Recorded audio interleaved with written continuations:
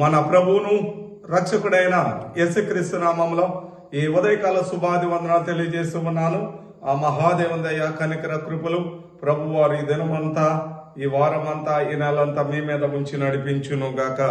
దేవాతి దేవుడు మనలను ప్రేమించి ఇచ్చిన వాగ్దానం 19వ కీర్తన 14వ వచనములో దేవాతి దేవుడి వాగ్దానాన్ని ఇస్తూ ఉన్నాడు.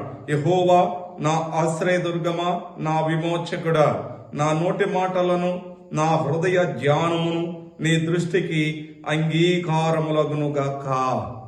ఆమేన్. దేవుడి యొక్క వాగ్దానం మీ అందరి జీవితంలో ప్రభువారు నెరవేర్చును గాక.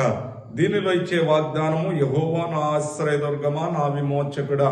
దేవుడు ఆశ్రయదుర్గము అంటే మనకి నిత్యము ఆశ్రయముగా క్షేమముగా ఉంటున్నాము అని అంటే అది దేవుడు నీ పట్ల ఉన్నాడు అని మీరు ఆలోచన కలిగి ఉండాలి.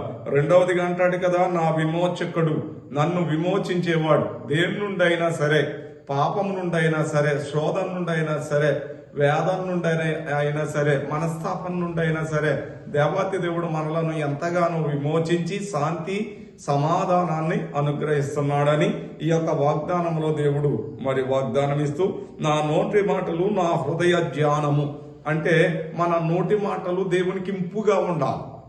మనం పిలిస్తే దేవుడు ఇదిగో నేను చేస్తున్నాను అన్నట్టు ఉండాలి.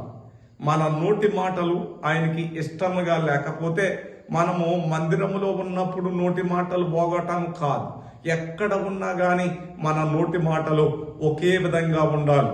నీ నోటి మాటల వలన నీవు ప్రభు బిడ్డవు అని గుర్తించగలిగినప్పుడే దేవుడు ఈ వాగ్దానాన్ని నీ పట్ల నెరవేరుస్తాడు. నీ యొక్క మరి మందిరములో ప్రవర్తన ఒకలాగా, బయట ఒకలాగా కాదు. ఎక్కడైనా నీ నోటి మాటలు, నీ హృదయ ధ్యానము దేవుని మీద, దేవుని గురించినదై ఉండాలి.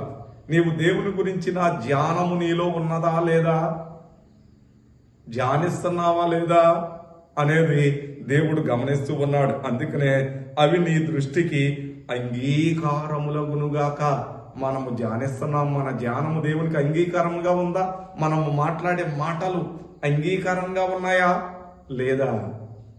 అది గాని మనం తెలుసుకోగలిగితే ఈ వాగ్దానము మీతో దేవుడు నెరవేరుస్తాడు. ఒకవేళ ఈ యొక్క వాగ్దానం ప్రకారం వాగ్దానం మనకు నెరవేరాలి అనుకుంటూ మన నోటి మాటలు పోగలేక, మనము దేవుని సన్నిధిలో ధ్యానించలేక, మరి ఆ దేవుని చిత్త ప్రకారం ఆయన సన్నిధిలో మరి అంగీకారంగా లేకుండా మనం ఉన్నట్లయితే మన జీవితంలో మరి నష్టము, ఎందుకు పనికిరాని విధానాలు ఉంటాయని భావిస్తూ మరి అందరూ ప్రభు సన్నిధిలో ఎదగండి.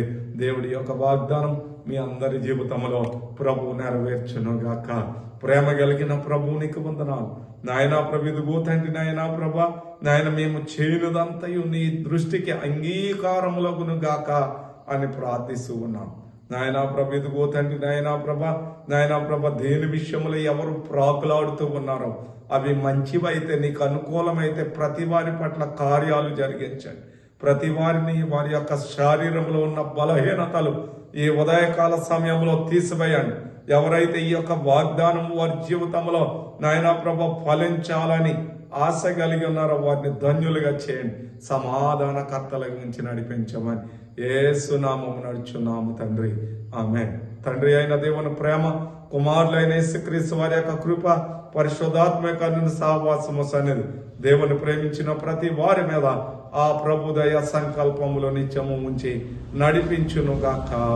ఆమేన్, ఆమేన్, ఆమేన్. అందరికీ ఉదయకాల శుభములు.